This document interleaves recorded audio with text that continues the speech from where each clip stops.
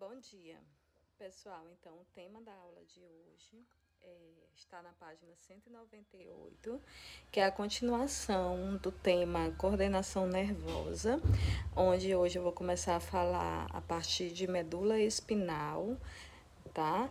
Que a medula espinal é um órgão em forma de cordão. Então, lembra que nos invertebrados eu falei que os invertebrados eles possuíam um cordão nervoso, né, longitudinal pelo corpo, alguns de maneira difusa. Bem, então essa medula espinal é um cordão nervoso, um cordão também nervoso, e fica localizado onde? Fica localizado dentro da coluna vertebral, né? Ou seja, a coluna vertebral ela vai servir como proteção para a medula espinal, tá? Ou seja, as vértebras vão estar fazendo essa proteção, porque é bastante sensível, né? Essa área é bastante delicada, porque é composição o quê? De células nervosas, né? De nervos. Então, o que a medula espinhal vai fazer? Ela vai fazer o papel de conduzir os impulsos, né? Nos dois sentidos, ou seja, tanto para o cérebro como para os órgãos do corpo. Além disso, ela vai integrar informações vindas do sistema nervoso periférico, né? E algumas delas emitindo comandos motores, ou seja, dando ordem para que um movimento seja realizado, sem que essa informação chegue ao encéfalo. Tá? Então, esse processo é denominado resposta reflexa medular. Já viram que muitas vezes, sem que você processe a informação, sem que você dê a ordem no seu cérebro para fazer o movimento ocorre mesmo assim? Então, é decorrência dessa resposta reflexa medular, tá ok? Vamos falar agora sobre o sistema nervoso periférico. O sistema nervoso a medula espinal que eu acabei de falar, ela faz parte do sistema nervoso central, que é o encéfalo e a medula espinhal, certo? E existe o sistema nervoso periférico, que é composto pelos nervos e pelos gânglios. Então, esse sistema, ele é via de comunicação entre esse outro sistema que eu acabei de falar, que é o sistema nervoso central, né, e o resto do organismo. Eu falei que ele é composto de gânglios. E o que são os gânglios? São regiões fora do cérebro e fora da medula espinhal, nos quais os corpos celulares, né, dos neurônios, que é aquela parte maior da célula, se concentram. Então, e os nervos é o conjunto de neurofibrilas, ou seja, os nervos são os dendritos e o axônio. Então, lembra que eu falei para vocês, né, que a célula nervosa, o neurônio, ele é constituído do corpo celular, aí tem aqueles prolongamentozinhos do corpo celular, que são os dendritos, e aquela parte maior. Imagine uma pipa, né? É mais ou menos assim, aquela rabiola da pipa seria o quê? O neurônio. A pipa em si seria o quê? O corpo celular. E se tivesse alguns papeizinhos, né, confetes do lado, seria o quê? Os dendritos, tá ok? Então, os gânglios é a concentração do corpo celular do neurônio, e enquanto os nervos seria a concentração de dendritos e axônio.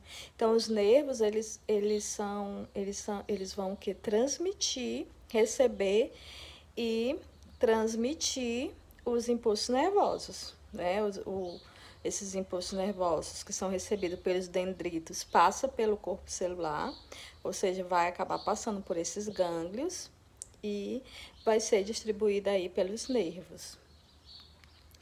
E envolvidos, os nervos, eles vão ser envolvidos por um tipo de tecido. Qual tipo de tecido? O tecido conjuntivo e também por vasos sanguíneos, que se origina onde? No encéfalo ou na medula espinal, dos quais se dirigem para diversas áreas do corpo. Deixa eu mostrar para vocês aqui.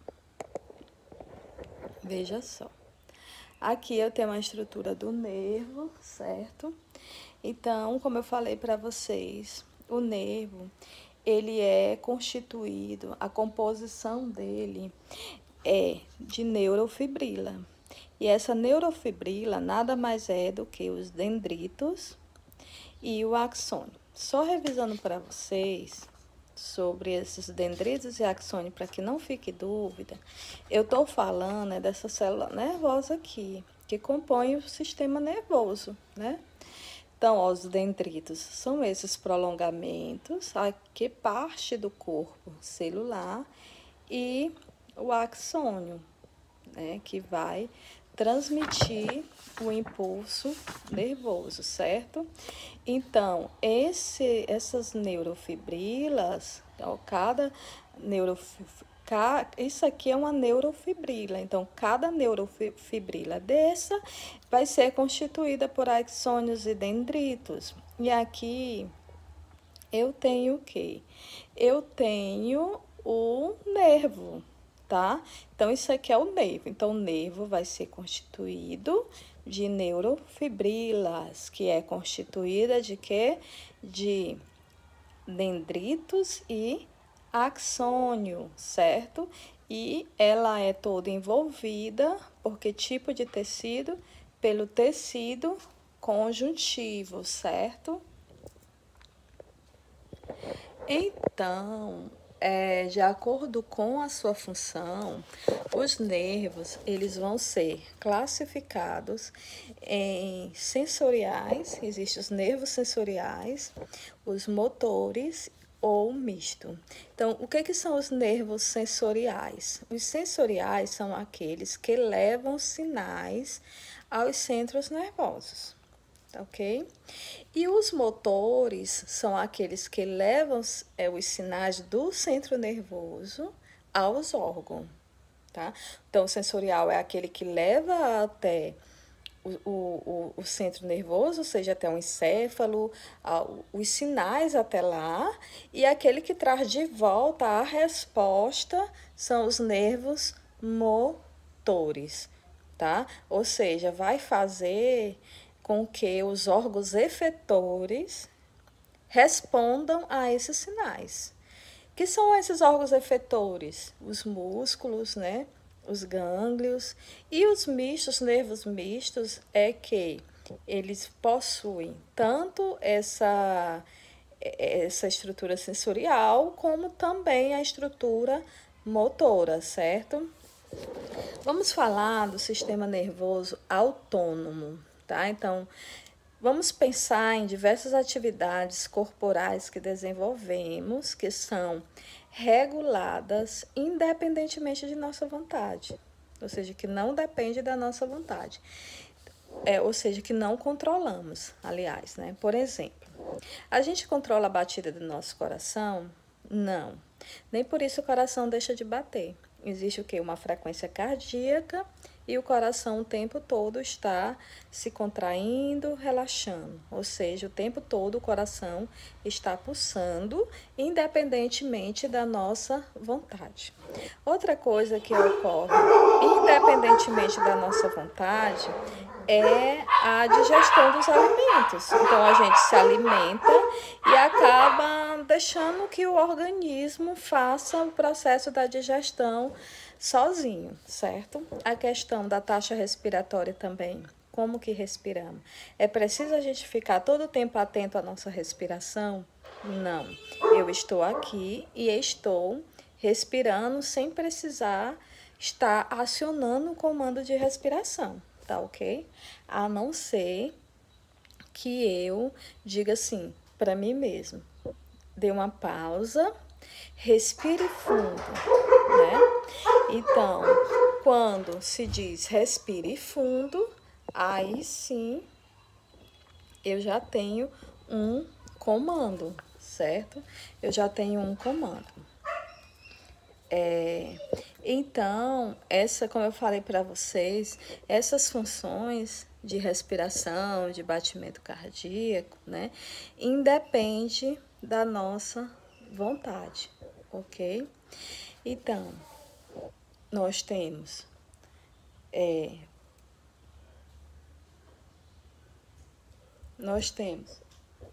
que é livro pra ti, é? É pra ti, tu pediu pro teu pai?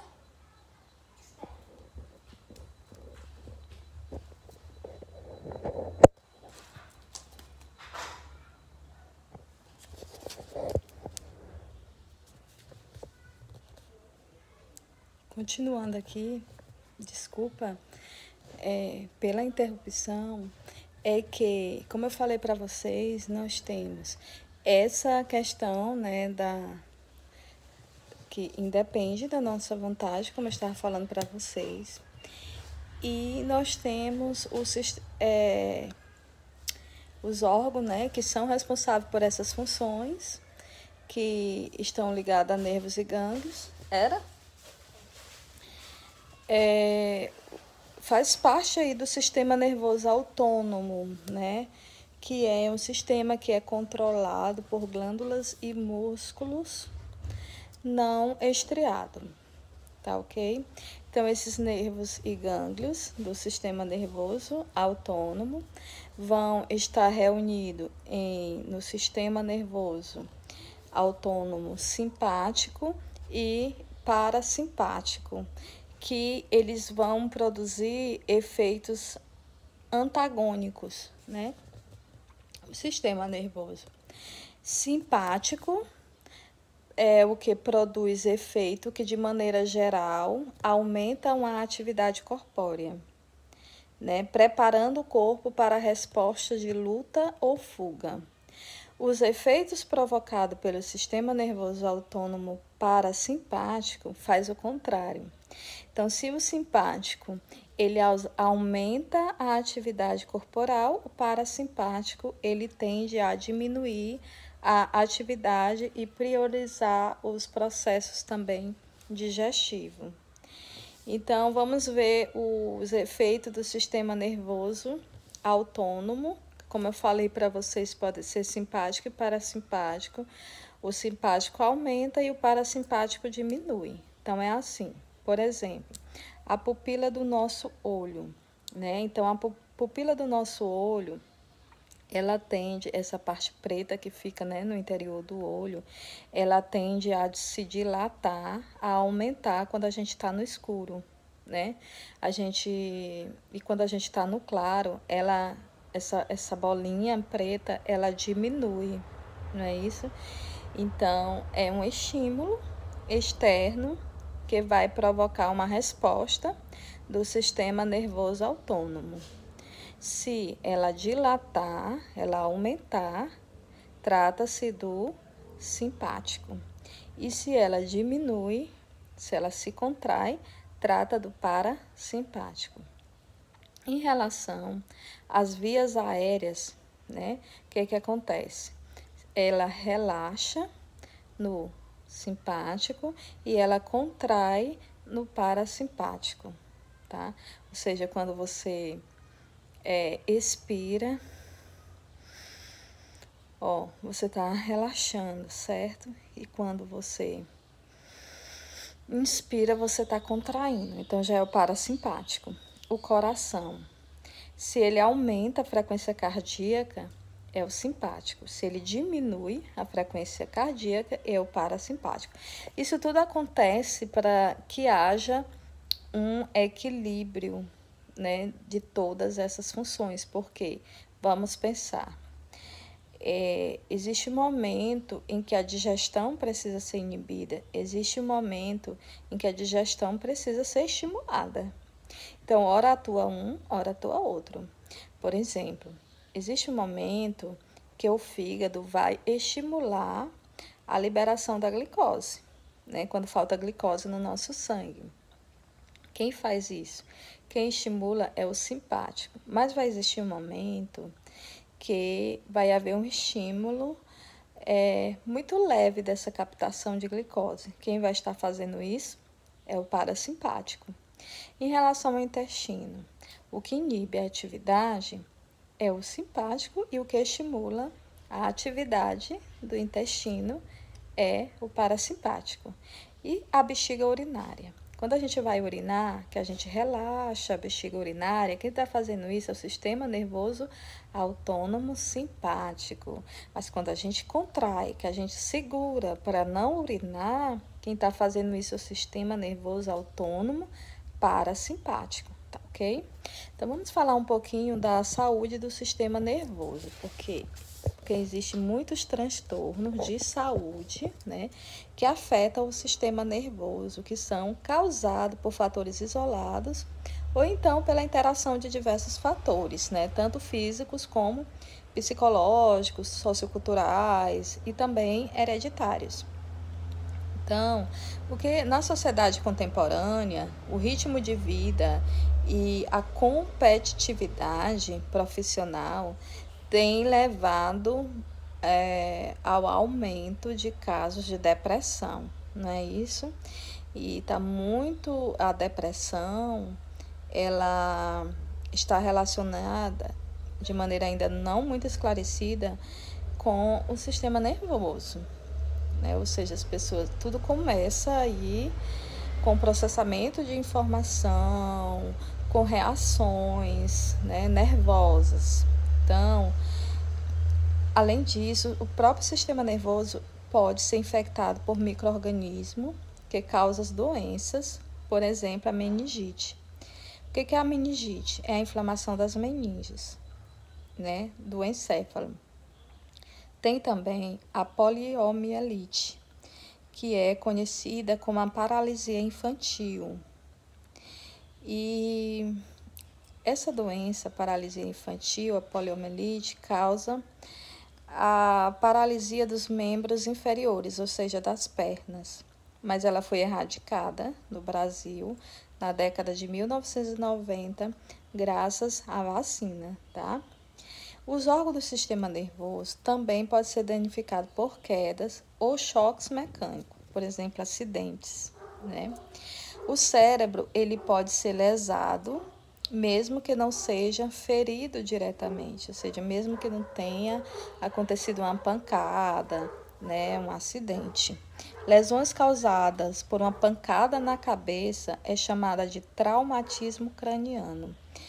Pode causar ferimentos no cérebro, tanto na parte onde a cabeça foi atingida, quanto na parte oposta, né? O traumatismo grave pode causar rompimento de nervos ou de vasos sanguíneos, ou a morte de células cerebrais. Acidentes podem causar lesões na medula, interrompendo a comunicação do sistema nervoso central com algumas partes do corpo, e aí pode ocorrer a paralisia de algum membro, né, dos membros inferiores, quando a pessoa ela deixa de andar, né, é chamado paraplegia, e quando a pessoa ela para por completo todos os movimentos do corpo, é chamado tetraplegia, tá ok? Uma das causas da lesão medular é chamado efeito chicote, que ocorre, o que é esse efeito chicote? Ocorre com colisão durante uma colisão de automóvel. O posicionamento correto aqui do encosto da cabeça no banco do automóvel previne o movimento brusco do pescoço. Então, aquele encosto, ele serve para segurar, né, a cabeça para frente e para trás. E, consequentemente, se haver isso, né, muito bruscamente, durante um acidente muito brusco, o que acontece? Pode haver a lesão justamente, né, na medula espinal, na medula. Por isso, é importante o uso do cinto de segurança para evitar, né, esse choque com a parte interna do veículo, que a pancada, né, poderia ser muito brusca e a pessoa seria projetada para, sem o cinto, a pessoa pode ser projetada muito distante, para fora do veículo até, né, e sofrer lesões muito graves. Existe ainda as doenças neurodegenerativas, como o mal de Alzheimer e o mal de Parkinson. Geralmente, essas enfermidades estão associadas ao envelhecimento do organismo e provoca a perda progressiva das funções do sistema nervoso central por degeneração ou morte dos neurônios. As causas ainda estão sendo investigadas, mas acredita-se que elas sejam influenciadas tanto por fatores genéticos como ambientais. Não há cura para essas doenças, mas existem tratamentos que amenizam os sintomas e podem melhorar a qualidade de vida das pessoas afetadas. O tecido cerebral, ele é metabolicamente muito ativo e necessita constantemente de influxo de glicose e oxigênio para garantir seu bom desempenho. A interrupção do fluxo de sangue ou hemorragia no cérebro pode ocasionar lesão ou morte das células cerebrais. As alterações resultantes desses fatores são denominados acidentes vasculares cerebrais, que é os AVC.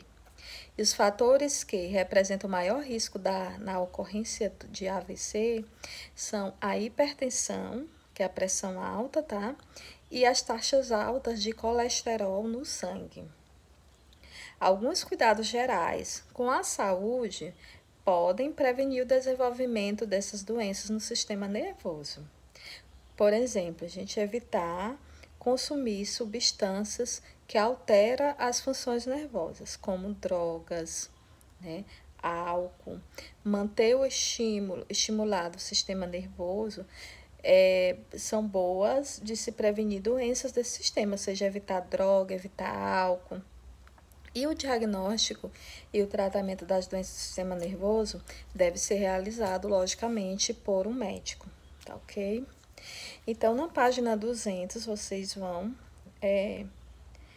responder, né, essas 6 questões que tem na página 200.